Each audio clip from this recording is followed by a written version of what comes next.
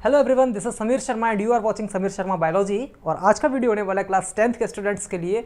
और ये वीडियो उन सब स्टूडेंट्स के लिए बहुत ज़्यादा इंपॉर्टेंट होने वाला है जो कि एक बोर्ड में अपना अच्छा स्कोर करना चाहते हैं। ओके, क्योंकि आज मैं एक बहुत छोटा सा टॉपिक ज़रूर लेकर आया हूँ, लेकिन एक अच्छा सा डिफरेंस बताने वाला हूँ दो चीज़ों के अंदर, जो कि बहुत ज़्यादा इंपॉर्टेंट होता है और कई बार ये क्वेश्चन पूछा गया है बोर्ड में, है ना।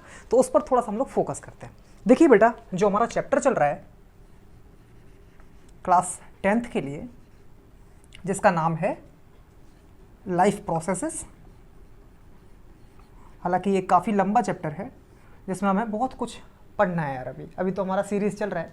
हालांकि मुझे पता है मैं थोड़ा सा लेट हूँ वीडियो अपलोड करने में, बट थोड़ा सा काम ज़्यादा होता है यार। बहुत कुछ सारे क्लासेस संभालने होते हैं और क्लासेस भी लेनी होती हैं। हालांकि मैं यूट्यूब पर लाइव क्लासेस, अब जितनी भी आपकी क्लासेस मैं लेने वाला हूँ सारी की सारी लाइव लेने वाला हूँ। सो आप लोग इस चीज़ के लिए तैयार रहिए। मैं आपको नोटिफाई ऑलरेडी कर दिया करूँगा, ऑलरेडी आपको टाइम सेट करके बता दिया करूँगा, शेड्यूल कर दिया करूँगा अपना वीडियो को, और आप लोग को पता चल जाएगा कब मैं लाइव आने वाला हूँ, तब आप ज्वाइन कर सकते हैं मुझे। ओके, जनरली मैं Friday Saturday, every Friday and Saturday आपका 11 बजे लाइव आया करूँगा। ठीक है, तो आप लोग वहाँ पर मुझे लाइव कैच कर सकते हैं। बाद बाकी आपके लिए वीडियो शूट करके मैं ऑलरेडी प्रोवाइड करूँगा। ओके, सो बेटा, हमारा जो चैप्टर चल रहा है लाइफ प्रोसेस, इसमें से एक क्वेश्चन बनता है, बहुत एक कॉमन सा क्वेश्चन होता है। उस क्वेश्चन को समझिए। वो क्वेश्चन बनता है तरीके से कि what are the differences between photosynthesis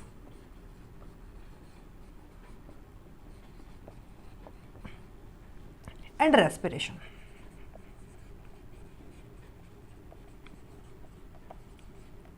okay, ये बेटा क्वेश्चन आता है और बहुत कॉमन सा क्वेश्चन है। जनरली बच्चे कंफ्यूज हो जाते हैं और मैंने खुद बच्चों को कंफ्यूज होते हुए देखा है, और उन बच्चों पर मैं बहुत ज़्यादा खास फोकस करता हूँ जो चीज़ें भूल जाते हैं। देखिए, भूलना क्यों है? बहुत छोटी सी चीज़ है, बहुत सिंपल सी चीज़ है, बस यहाँ से हमको खेलना है। और बहुत सारी चीज़ें होती हैं याद करने के लिए, लेकिन हमको रटना नहीं है, हमको सिर्फ समझना है। और जितने भी बच्चे मेरे से जो क्लास ले चुके हैं फोटोसिंथेसिस की और रेस्पिरेशन की, वो लोग कभी नहीं भूलेंगे यार, बिकॉज मैंने बहुत एकदम डिटेल में एक एक चीज़ को क्लियर किया हुआ है। अगर आप लोगों ने वो वीडियो नहीं देखा है तो आप डिस्क्रिप्शन में मैंने पूरा का पूरा लिंक प्रोवाइड करा रखा है आप लोगों के लिए, आप लोग वहाँ पर जाके देख सकते हैं। So no problem. देखिए बेटा, क्या है फोटोसिंथेसिस, आप लोगों को बहुत अच्छी तरीके से पता है कि ये एक ऐसी प्रोसेस होती है जिसमें क्या होता है, जो प्लांट्स होते हैं अपना खाना बनाकर तैयार करते हैं। ओके, और रेस्पिरेशन हाल ही में आपको मैंने बहुत डीपली बता रखा है कि रेस्पिरेशन एक्चुअली क्या है, जिसमें क्या होता है बेटा, एनर्जी अल्टीमेटली बनकर तैयार होती है। एनर्जी बनती है, इसका मतलब हम लोगों को मिलती है, और जो भी काम हम करते हैं दिन में अपने या फिर रात में, वॉट जब भी, तो वो सारे काम हम कैसे कर पाते हैं भाई? जो एनर्जी रेस्पिरेशन में बनी, जो कि स्टोर हो रखी है, तुरंत तो इस्तेमाल नहीं होती, लेकिन जब भी हमें नीड होती है हम लोग उसको यूज़ करते हैं। तो इन सब कॉन्सेप्ट को हमें ध्यान में रखते हुए हमको काम करना है, और फोटोसिंथेसिस सब लोग जानते हैं यार। देखिए, आप जो डिफरेंसेस हैं उनको समझने की कोशिश कीजिए। और बच्चे लिखते कैसे हैं यार, मैंने बहुत बार देखा है कि फोटोसिंथेसिस और रेस्पिरेशन या फिर वॉटएवर जो भी दो चीज़ों में मैंने आप लोगों को दिया कोई क्वेश्चन, आप लोग कैसे करते हैं, बहुत से लोग, हालांकि बहुत से बच्चे ये चीज़ जानते हैं, जब भी डिफरेंसेस आप लिखें तो एक चीज़ खास तौर से ध्यान रखिए कि जो भी चीज़ आपको, जो दो चीज़ें दे रखी हैं, उनको आपको एक को लेफ्ट हैंड साइड में रखना है, एक को राइट हैंड साइड में रखना है, और बीच में पार्टीशन आपको देना है, तभी आप करें। कभी भी ये गलती मत कीजिए कि डायरेक्टली आपने एक जो टॉपिक उठाया उसको लिखना शुरू कर दिया और दूसरा टॉपिक उठाया उसको लिखना शुरू कर दिया, और ऐसे में बहुत ज़्यादा चांसेस होते हैं कि आपको नंबर कम मिलेंगे। और जब भी आप पार्टीशन डाल के काम करेंगे आपको बहुत ज़्यादा बेनिफिट होगा। देखिए कैसे लिखना है वो समझने की कोशिश कीजिए। देखिए बेटा, जो भी मैं आपको नोट्स यहाँ पर प्रोवाइड करवा रहा हूँ, आप उसके ज़रूर नोट्स बनाते रहिए, ये आपके बहुत ज़्यादा काम आने वाले हैं। आप अभी शायद ना बनाएं, लेकिन बाद में आप लोग इस चीज़ का पछतावा करेंगे, काश हमने बना लिए होते, बहुत ज़्यादा काम की चीज़ है। तो मेरी अगर मानिए आप लोग, तो ज़रूर नोट्स बनाते रहिए, आपके बहुत ज़्यादा काम आएंगे। ओके, देखिए बेटा, क्या है, मैंने आपको बताया कि 2 पार्ट्स में आपको कोई भी चीज़ को डिवाइड करना है। जो भी आपका पेज है, आप जब भी लिखेंगे तो एक साइड में आपको लिखना है फोटोसिंथेसिस या फिर वॉटएवर जो भी चीज़ आपको बता रखी है, जिसके बारे में आपसे दो चीज़ों में पूछा गया है। फोटोसिंथेसिस मैंने पूछा है अभी, और फिलहाल रेस्पिरेशन।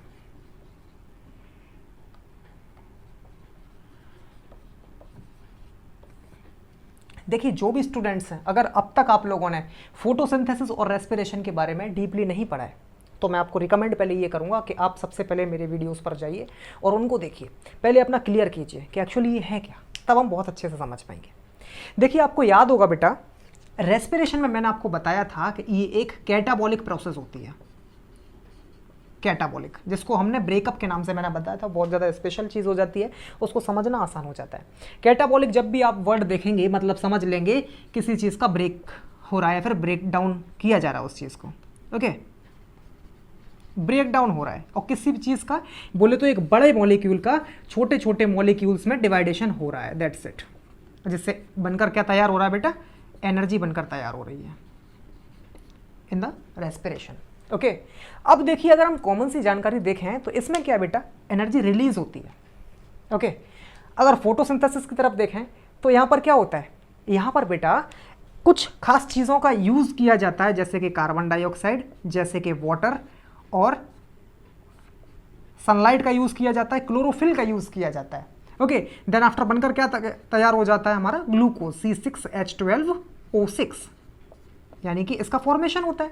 यानी कि कुछ मॉलिक्यूल्स जो हैं इनका यूज़ करके एक बड़े फॉर्म में तैयार कर देना, किसका, ग्लूकोज का। और हम लोग यहाँ पर देखते हैं कि यार ग्लूकोज जो है उसका ग्लाइकोलिसिस हो रहा है, वो टूट रहा है और अल्टीमेटली एनर्जी बन रही है। तो यहाँ पर क्या हुआ, एनाबॉलिज्म हो रहा है बेटा, मिल रहा है, यानी पैचअप हो रहा है किसी भी चीज़ का। और यहाँ पर क्या हो रहा है, ब्रेकअप हो रहा है। तो ब्रेकअप और पैचअप मैं आपको ये चीज़ बता चुका हूँ, आप लोग जाकर देख सकते हैं, प्रॉपर तरीके से समझ में आ जाएगा। ठीक है, तो ये जो फोटोसिंथेसिस है ये किसका एग्जाम्पल हो जाएगा बेटा, एक एनाबॉलिक रिएक्शन का एग्जाम्पल हो जाएगा। और रेस्पिरेशन किसका हो जाएगा, हमारा कैटाबॉलिक रिएक्शन का। ओके, तो यहाँ से एक चीज़ तो क्लियर हो गई कि ये एनाबॉलिज्म में आता है और ये कैटाबॉलिज्म। तो इसी चीज़ को हम लिख लेते हैं, ये हमारा पहला डिफरेंस हो जाएगा बेटा। ओके, चलिए इसको नोट करिए। जो चीज़ हम लोगों के दिमाग में आती जाएगी हम उसी चीज़ को लिखते चले जाएंगे, बहुत सिंपल है, कुछ भी कठिन नहीं है इसमें।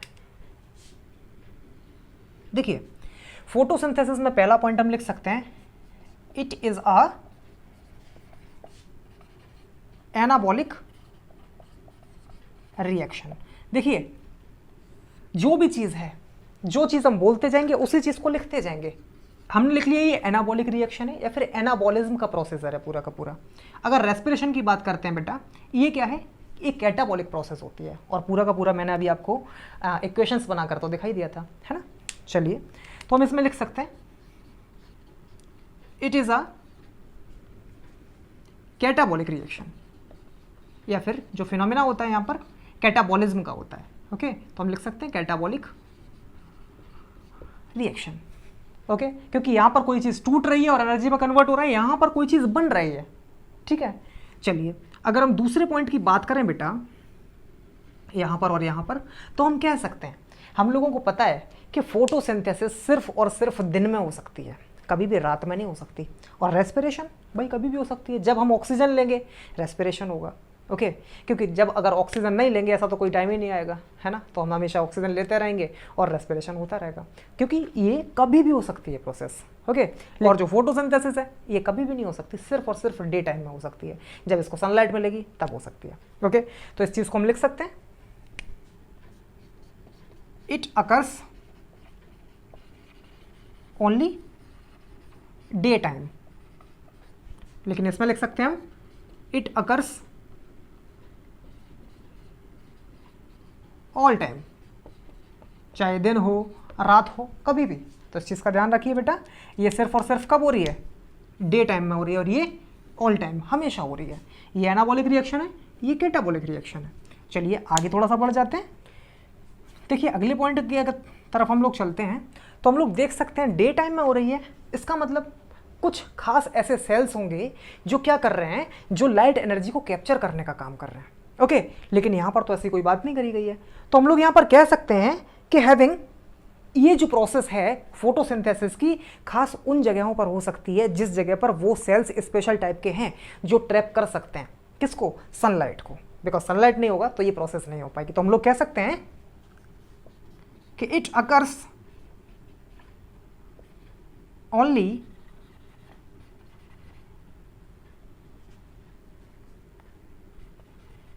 those places where some special types of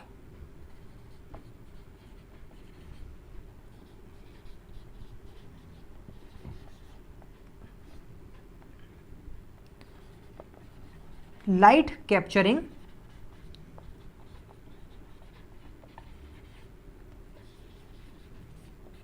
sales. बात समझने की कोशिश कीजिए, ये बेटा किस जगह पर होती है? ये सिर्फ उस जगह पर हो सकती है जहां पर कुछ ऐसे स्पेशल टाइप के सेल्स होंगे, स्पेशल टाइप के सेल्स होंगे जिन पे ये पावर होगी जो लाइट को कैप्चर कर सकते हैं। और लाइट को कैप्चर करने वाले कुछ जो सेल्स होते हैं हमको बहुत अच्छी तरीके से पता है, वो उनको क्या कहते हैं हम बेटा? और उनको हम बोलते हैं बेटा क्लोरोप्लास्ट। ओके, क्लोरोप्लास्ट आप लोगों ने क्लास 9th में पढ़ा होगा। क्लोरोप्लास्ट के नाम से सेल के अंदर कुछ ऑर्गेनेलीज होते हैं जिनको हम बोलते हैं प्लास्टिड्स, जो कि प्लांट सेल के अंदर पाए जाते हैं, उनमें क्लोरोप्लास्ट होता है। और क्लोरोप्लास्ट में ये टेंडेंसी होती है कि वो क्या कर सकते हैं? लाइट एनर्जी को कैप्चर कर लेते हैं। उस ही जगह पर हो सकती है, लेकिन इसमें ऐसा कुछ भी ज़रूरत नहीं है। और अगर हम रेस्पिरेशन की तरफ बेटा देखें, इसी पॉइंट को, थर्ड पॉइंट को अगर हम देखते हैं रेस्पिरेशन में, तो हम लोग कह सकते हैं यार किसी भी टाइप का सेल हो, चाहे वो प्लांट सेल हो, चाहे वो एनिमल सेल हो, चाहे लोअर ऑर्गेनिज्म का सेल हो, चाहे वो हायर ऑर्गेनिजम्स का हो, कैसा भी हो, हर किसी सेल में रेस्पिरेशन प्रोसेस होगी। Because every cell, each and every cell wants energy for their survival. Okay, क्योंकि भाई उसको अगर जिंदा रहना एनर्जी चाहिए होगी, तो यहाँ पर किसी भी टाइप के स्पेशल टाइप के सेल्स की ज़रूरत नहीं होती। तो रेस्पिरेशन हम कह सकते हैं, respiration process can occurs in all types of cells। यहाँ पर किसी भी स्पेशल टाइप की ज़रूरत नहीं होती, हर जगह पर होती है। तो ये कुछ 3 डिफरेंस समझ में, फटाफट आप इनको नोट कीजिए और मैं इसको रफ करता हूँ और कुछ और डिफरेंसेस की तरफ चलता हूँ। ओके, हमारे 3 डिफरेंसेस हो चुके हैं, हम 4th डिफरेंस की बात करते हैं।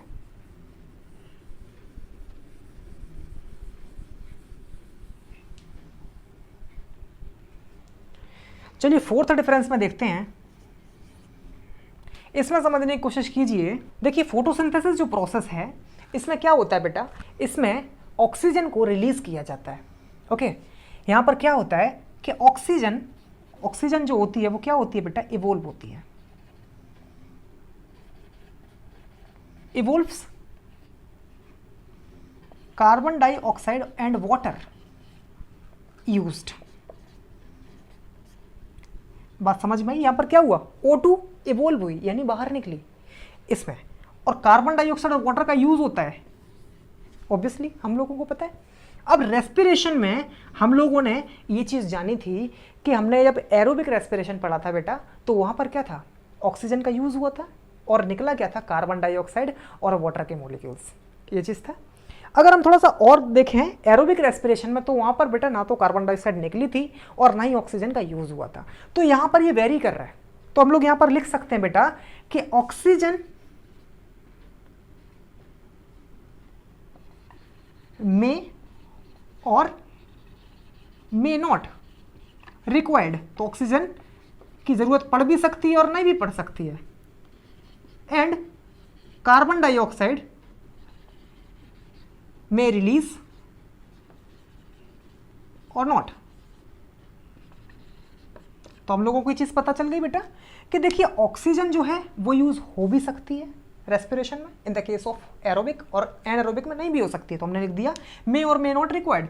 बट जो कार्बन डाइऑक्साइड है वो रिलीज हो भी सकती है, बट जनरली भाई एरोबिक में होती है और एनारोबिक में नहीं होती। तो हम लोग कह सकते हैं कि कार्बन डाइऑक्साइड हो भी सकती है, नहीं भी हो सकती है। तो ये भी एक हमें पॉइंट मिला। अच्छा, एक पॉइंट और भी देखते हैं। जनरली इस प्रोसेस में बेटा क्या होता है फोटोसिंथेसिस में, कि लाइट एनर्जी जो होती है वो केमिकल एनर्जी में कन्वर्ट हो जाती है, क्योंकि लाइट एनर्जी जो आई वो केमिकल में कन्वर्ट हुई। और यहाँ पर क्या होता है, वो जो केमिकल एनर्जी होती है जो कि ग्लूकोज से मिलती है, वो कन्वर्ट किस में हो जाती है? हमारे दुनिया भर के जो हम लोग काम करते हैं उसमें लिबरेट हो जाती है, यानी कि उसमें यूज हो जाती है। देखिए तो इस चीज को हम लिख सकते हैं, लाइट एनर्जी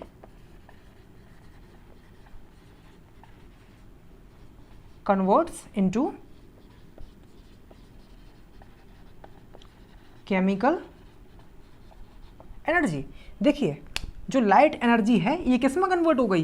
केमिकल एनर्जी में, फोटोसिंथेसिस में ली गई। अगर हम लोग रेस्पिरेशन में देखते हैं तो रेस्पिरेशन में भाई लाइट एनर्जी की तो कोई बात ही नहीं है।